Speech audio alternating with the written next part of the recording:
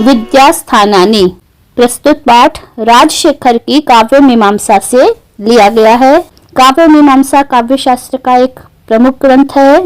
इसमें काव्य शास्त्र का विवेचन किया गया है। तत्कालीन भारत में जो अध्ययन अध्यापन था उसके विशाल परिदृश्य को इसमें बताया गया है। इसमें चतुर्दश विद्याओं के बारे में भी चर्चा की गई है कि दो प्रकार के वाङ्मय होते हैं, शास्त्र और काव्य। शास्त्र के भेद और उपभेदों का वर्णन इसमें किया गया है। इह हि वाङ्मयम् उभयथा शास्त्रम काव्यम च। वाङ्मय साहित्य दो प्रकार का है, उभय प्रकार का है, शास्त्र और काव्य।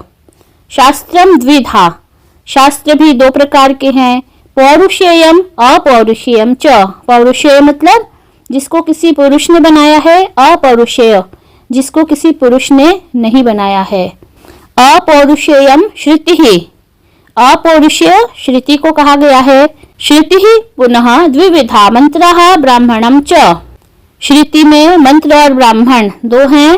विवृत्त क्रिया तंत्रा मंत्रः, जिसमें किसी प्रकार की क्रिया को अच्छी तरह से विवृत्ति, अच्छी तरह से उसका निरूपण किया गया है कार्य का, उसको कहते हैं मंत्र।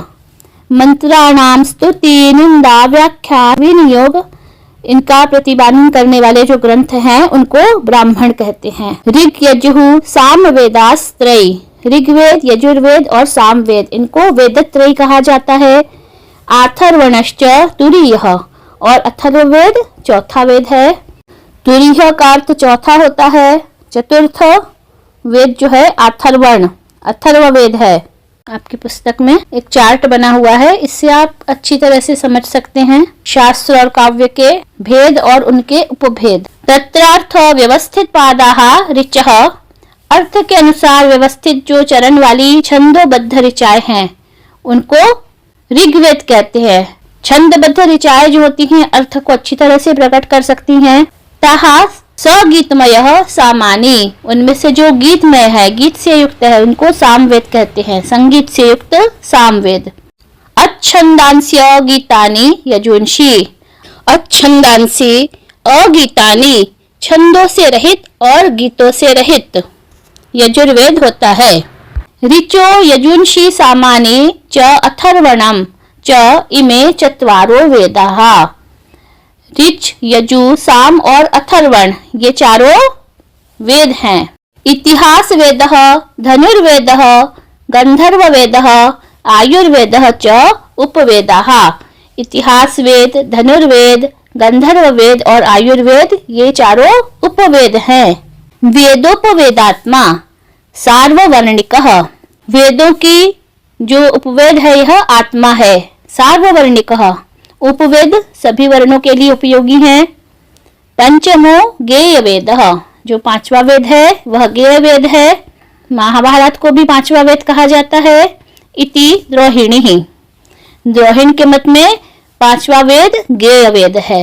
शिक्षा कल्पो व्याकरणम निरुक्तम छंदो विचितिः ज्योतिषम च षडंगानि इत्याचार्यः। आचार्यों के मत में शिक्षा, कल्प, व्याकरण, निरुक्त, छंद और ज्योतिष ये 6 वेदांग हैं। वेदों के 6 अंग हैं। उपकारकत्वाद अलंकारः सप्तम अंगम इति यायावरीयः। उपकारकत्वाद अलंकारः सप्तमम अंगम इति यायावरीयः। राजशेखर का भी यायावर नाम है।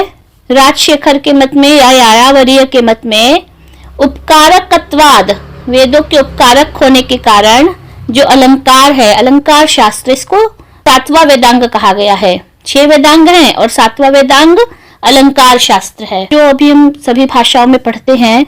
रस, छंद, अलंकार आदि अलंकार शास्त्र ही इसका मूल है। ऋते च तत्स्वरूप परिज्ञानात् वेदार्थ अनवगतिः। ऋते च तत्स्वरूप परिज्ञानात्, इन वेदांगों के स्वरूप को अच्छी तरह से समझे बिना हम वेदों के अर्थ को नहीं समझ सकते हैं। यथा, जैसे कि द्वा सुपर्णा सयुजा सखाया समानम वृक्षम परिशस्व जाते तयोर अन्य पिप्पलम स्वाद्वत्ति अनशनन अन्यो अभिचाकशीति। दो सुंदर पक्षी हैं, सुपर्ण है। सयुजा, सयुजा अर्थात साथ साथ में रहने वाले। सखा, दोनों मित्र हैं। समानम वृक्षम, एक ही वृक्ष पर। परिशस्व जाते, निवास कर रहे हैं। दो सुंदर पक्षी हैं जो साथ साथ में रहते हैं, सखा हैं और एक ही वृक्ष पर दोनों रहते हैं। तयोरन्यः, उनमें से दूसरा। पिप्पलम, पीपल के फल को। स्वादु अत्ति, स्वादिष्ट फल को खा रहा है।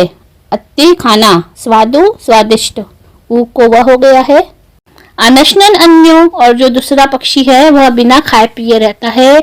अभिचाकशीति, फिर भी वह प्रकाशित हो रहा है। उसी के कारण, उसी के प्रकाश से खाने वाला जो पक्षी है वह प्रकाशित हो रहा है। इसमें आत्मा और परमात्मा का वर्णन है। बहुत ही सुंदर श्लोक है। इस श्लोक का यहाँ पे प्रयोग हुआ है। जो शोभादायी तत्व है वो अलंकार ही है, काव्य की शोभा को बढ़ाने वाले तत्व। तत्र वर्णानाम स्थान करण प्रयत्नादिभि निष्पत्ति निर्णयिनी शिक्षा, वर्णों का स्थान बताती है। करण, प्रयत्न आदि वर्णों की उत्पत्ति के बारे में, कौन सा वर्ण किस स्थान का है, उनका उच्चारण स्थान, करण, कौन कौन से प्रयत्न है, ये सभी जो बताते हैं वह शिक्षा है। नाना शाखा अधीतानाम मंत्राणाम विनियोजकम सूत्रम कल्पः, वेद की विभिन्न शाखाओं में जो पढ़े जा रहे हैं विभिन्न मंत्र हैं, उनका उपयोग बताने वाले, उनका विनियोग करने वाले जो सूत्र हैं वह कल्प है। सा च यजुर्विद्या, इसको यजुर्विद्या भी कहते हैं। शब्दानाम अन्वाख्यानम व्याकरणम, शब्दों की व्याख्या करने वाले सूत्र हैं, उनको व्याकरण कहते हैं। सूत्र अर्थात फार्मूला।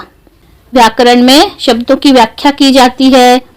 उनका धातु क्या है, प्रत्यय क्या है, अव्यय क्या है, किस प्रकार से किस शब्द की व्युत्पत्ति हुई है, सभी कुछ जो बताता है वह व्याकरण है। निर्वचनम निरुक्तम, वेदों के शब्दों की विशिष्ट व्याख्या करने वाले, उनके अर्थ को बताने वाले शास्त्र को निरुक्त कहते हैं। छंदसाम प्रतिपादयित्री छंदो विचिति, छंदोबद्ध जो ऋचाएं हैं वो सभी वेद हैं, लेकिन छंद में विभिन्न प्रकार हैं। कौन सा छंद है, कहाँ पर इसका कैसा प्रयोग हुआ है, इसको छंदो विचिति कहते हैं। जो जो छंद हैं और उनके कौन कौन से भेद हैं विभिन्न छंदों के, सब कुछ इसमें बताया जाता है। ग्रह गणितम ज्योतिषम, ग्रह नक्षत्रों के बारे में, गणित शास्त्र के बारे में, जिसमें विशेष व्याख्या की गई है, विशेष शास्त्र है जो इसका, जिसमें हम ये सब पढ़ते हैं कि ग्रह कौन से हैं और नक्षत्र कौन से हैं, उनको कैसे हम समझे, उनका जो गणित है यह ज्योतिष शास्त्र है।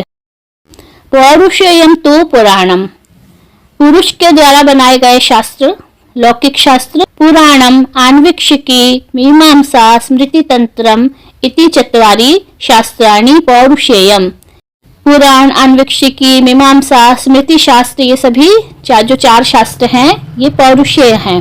तत्र वेदाख्यानोपनिबंधन प्रायम पुराणम अष्टादशधा, वेद का आख्यान बताने वाले पुराण है वह 18 हैं। आख्यान अर्थात व्याख्या करने वाले, उनका कथन करने वाले, वर्णन करने वाले, और उपनिबंधन मतलब संग्रहण करने वाले।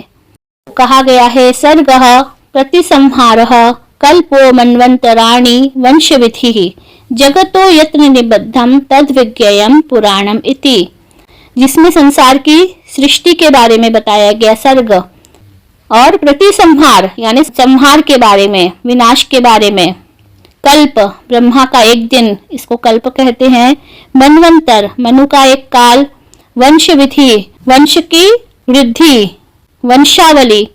जगतो यत्र निबद्धम, संसार में जो कुछ ये निबद्ध किया गया है, तद्विज्ञेयम पुराणम इति, पुराण अर्थात प्राचीन काल का इतिहास ही है। पुराण प्रभेद एव इतिहासः, पुराण का ही भेद इतिहास है। इत्येके, यह दोनों पुराण और इतिहास लगभग एक ही हैं। स च द्विधा परिक्रिया पुराकल्पाभ्याम, इतिहास भी दो प्रकार का है, परिक्रिया और पुराकल्प। यदाहु, कहा गया है परिक्रिया पुराकल्प इतिहास गतिल द्विधा स्याद एक नायका पूर्वा द्वितीया बहुनायका।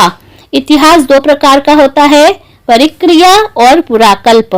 एक नायक वाला परिक्रिया है, स्याद एक नायका परिक्रिया द्वितीया पुराकल्प बहुनायका।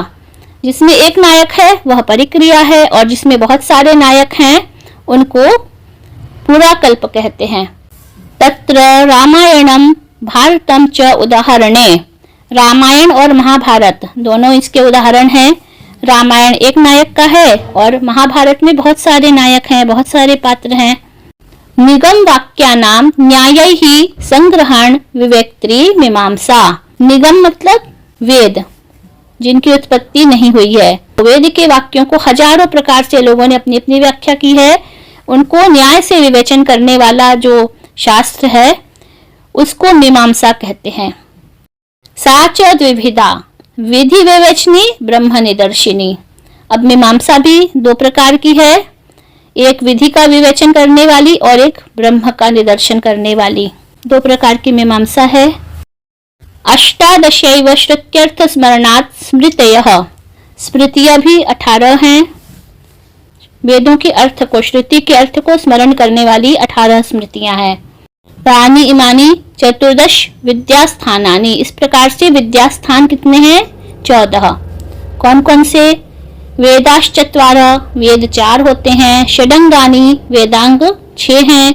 चत्वारि शास्त्राणि, और पौरुषेय शास्त्र 4 हैं। ऐसा आचार्यों का मत है। पुराण आन्वीक्षिकी, मीमांसा और स्मृति तंत्र। इतिहास को जो बताता है वह पुराण है। न्याय शास्त्र आन्वीक्षिकी को कहते हैं, जिसमें तर्क शास्त्र और दर्शन शास्त्र का योग होता है। आत्मविद्या जिसमें बताई जाती है वह है आन्वीक्षिकी। न्याय वैशेषिक, सांख्य, योग, पूर्व मीमांसा, उत्तर मीमांसा, बौद्ध न्याय और जैन न्याय। कुल ये 8 आत्मविद्या के शास्त्र हैं, जिसमें हम ब्रह्म विद्या, आत्मविद्या के बारे में अनुसंधान करते हैं। इस तरह से 14 विद्या स्थान है। इसमें आप देखिए नीचे एक चार्ट बना हुआ है जिसमें वेद बताए गए हैं 4, वेदांग 6 हैं, पौरुषेय शास्त्र, पुराण, आन्वीक्षिकी, मीमांसा और स्मृति तंत्र ये 4 हैं।